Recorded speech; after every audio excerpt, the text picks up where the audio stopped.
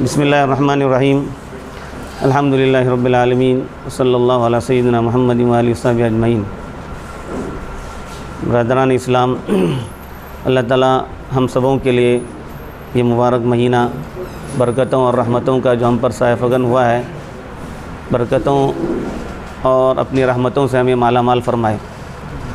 अब हज़रात इस सिलसिले में वाकिफ़ है कि कोरोना वबा के ताल्लुक़ से इधर कुछ दिनों से मुसलसल ख़बरें आ रही हैं। इस सिलसिले में आज मजलिस इस्लाह व तंज़ीम के अंदर मीटिंग हुई और उसमें कुछ बातें ख़ुसूसन नमाज़ों के सिलसिले में ये बातें तय हुई, ख़ास तौर से तरावी की नमाज़ के सिलसिले में कि इशा की अज़ान के फ़ौरन बाद 5 मिनट के अंदर इशा की फ़र्ज़ जमात खड़ी कर दी जाए और इशा की नमाज़ के फ़ौरी बाद 2 रकात सुन्नत मुअक्कदा की अदायगी के बाद तरावी को अदा किया जाए और जहाँ तक हो सके जितने कम वक्त में हम तरावी अदा कर सकते हो, कम से कम वक्त में तरावी अदा करें, पूरी रकात पढ़ें और इस तरह से जितना अपना कुरान पाक पढ़ने का विर्द है वो पूरा कुरान पाक पढ़ें।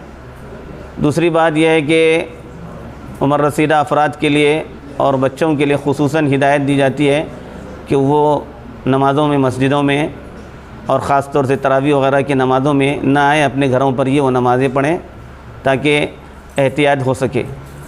तीसरी बात इस सिलसिले में ये बयान की जाती है कि तरावी की नमाज़ ख़ास तौर से अपने अपने महल्लों की मस्जिदों ही में अदा करने की कोशिश करें। दूसरी मस्जिदों में जाकर तरावी पढ़ने के सिलसिले में इधर उधर जाने का सिलसिला है, इस सिलसिले को कम से कम इस रमज़ान तक के लिए आप मौकूफ़ रखें। इंशाअल्लाह इससे चहल पहल में जब कमी हो जाएगी तो बहुत सी चीज़ों पर एहतियात हो जाएगी। साथ ही साथ हुकूमत की तरफ से जो हिदायत मास्क वग़ैरह पहनने के सिलसिले में और सोशल डिस्टेंसिंग के सिलसिले में जो हिदायत हुकूमत की तरफ से दी जाती हैं, उन हिदायत का भी पूरा पासो लिहाज रखा जाए। खुसूसी तौर पर इफ्तार के वक्त और सहरी के वक्त अल्लाह तबारक व तआला की तरफ रुजू होकर दुआएं की जाएं। ये जो बला आफ़ात और मुसीबत इंसान के अपनी करतूत की वजह से अल्लाह ताला की तरफ से नाजिल होती हैं, हमें अपने गुनाहों से भी सही माने में तौबा करनी है और इन आफ़ात व बलियात और इस खुसूसन इस कोरोना वबा के ख़त्म होने के सिलसिले में हम अल्लाह तबारक व तआला की तरफ जो है रुजू करें और गिड़गिड़ा कर अल्लाह तबारक व तआला से अपने गुनाहों की माफ़ी मांगते हुए इस वबा के उठाए जाने की अल्लाह से दुआ करें। इंशाअल्लाह अल्लाह की ज़ात से उम्मीद है कि हालात पहले से अच्छी जानिब जो है आएंगे। हमें किसी तरह के डर और घबराने की, खौफ करने की ज़रूरत नहीं है। जिन आदमियों को बीमारी हो वो अपना इलाज ख़ुद अपने फैमिली डॉक्टर से करें। इलाज को किए बग़ैर अपनी बीमारी को अपने अंदर पाले हुए न रखें। इंशाअल्लाह अल्लाह ताला ही शाफ़ी है, बीमारों को शिफ़ा देने वाला अल्लाह ताला है। इंशाअल्लाह बीमारों को अल्लाह ताला शिफ़ा देगा। अपना इलाज ख़ुद अपने डॉक्टरों से करें। अल्लाह ताला हम सबों को इन हिदायत पर अमल करने की। बिस्मिल्लाहिर्रहमानिर्रहीम वसल्लल्लाहु वसल्लम अला सय्यिदिना मुहम्मद व अला आलिहि व सहबिहि अजमईन। इस वक्त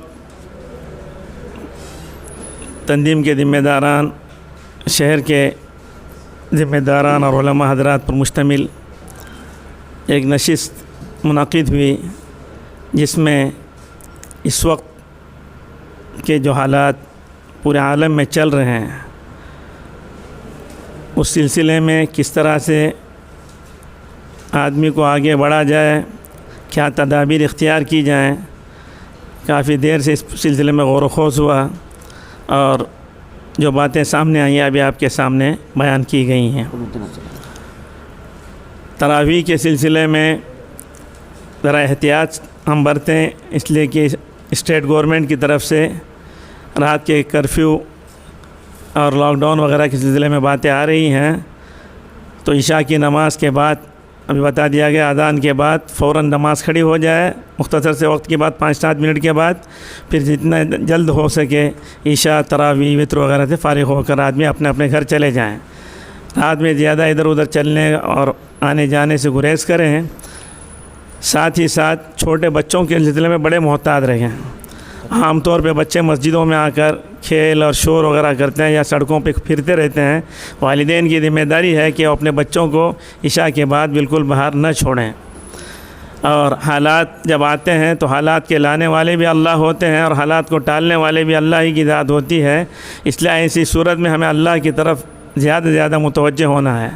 اس سلسلے میں قنوت نازلہ، تراویح وطر کی نماز میں قنوت نازلہ کا اہتمام کریں، اور فجر کی نماز میں جو قنوت پڑھتے ہیں اس میں بھی نازلہ کے لیے قنوت نازلہ بھی پڑھا کریں، اور قنوت لمبا نہ ہو بلکہ مختصر سے ہو، جو منصوص ہے اسی پر اکتفا کرنے کی کوشش کریں، اور اللہ سے دعا کریں کہ اللہ تعالیٰ ہمارے لیے ہی نہیں پوری انسانیت کے لیے اللہ تعالیٰ امن و امان لائے، اور اس رمضان کا مبارک مہینہ ہم سب کے لیے اور پوری انسانیت کے لیے باعث سعادت اور مبارک ہو، اور اس کے برکات سے اللہ تعالیٰ صرف مسلمانوں کو نہیں تمام انسانوں کو نوازے اور ان کے لیے ہدایت کا ذریعہ بن جائے۔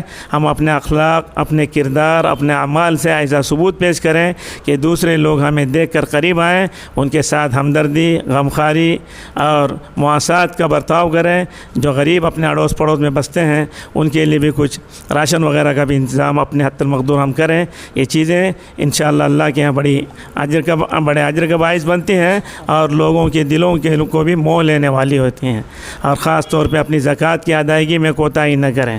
عام طور پہ آدمی زکوٰۃ اندازے سے نکالتا ہے، اس سے زکوٰۃ ادا نہیں ہوتی، بلکہ اپنی ساری چیزوں کا کیلکولیشن کر کے حساب لگا کر زکوٰۃ ادا کریں۔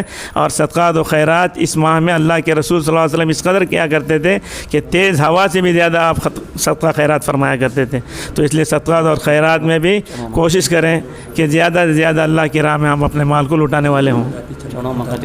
ہاں، اور چھوٹے بچے جو بالکل 2-3 سال کے، 4 سال کے، 5 سال کے ہیں، ان کو اپنے مکاتب میں بھیجنے سے بھی احتیاط برتیں۔ گھروں ہی میں ان کی تعلیم کا نظم کریں کہ چھوٹے بچے جو باہر فضاؤں میں، آلودہ فضاؤں میں گھومتے ہیں تو ان پر اثر کہتے ہیں، طبی اعتبار سے کہا جاتا ہے کہ ان پر اس کا افیکٹ اور اثر جلد ہوتا ہے، اس لیے اپنے بچوں کو گھروں ہی میں تعلیم دینے کی کوشش کریں۔ اللہ